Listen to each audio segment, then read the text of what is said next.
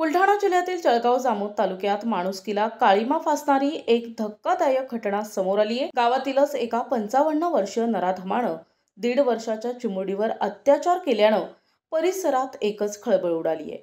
या गंभीर घटनेनंतर पोलिसांनी तात्काळ कारवाई करत आरोपीला अटक केली आहे। आज सकाळी 10 वाजेच्या सुमारास ही संतापजनक घटना घडली। 18 महिन्यांच्या चिमुरडीवर 55 वर्षीय आरोपी मधुकर पुंजाजी हागे याने बळजबरीने अत्याचार केला। या घटनेची माहिती मिळताच पीडितेच्या आईने जळगाव जामोद पोलीस ठाण्यात तक्रार दाखल केली। पोलिसांनी तात्काळ गुन्हा दाखल करत आरोपीला बेड्या ठोकल्या आहेत। या प्रकरणी पोलिसांनी आरोपी विरुद्ध पोस्को अंतर्गत गुन्हा दाखल केला आहे।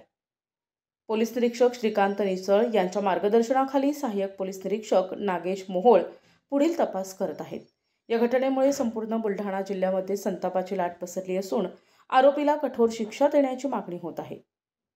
प्रतिनिधी संजय दांडगे, NTV न्यूज मराठी, जळगाव जामोद।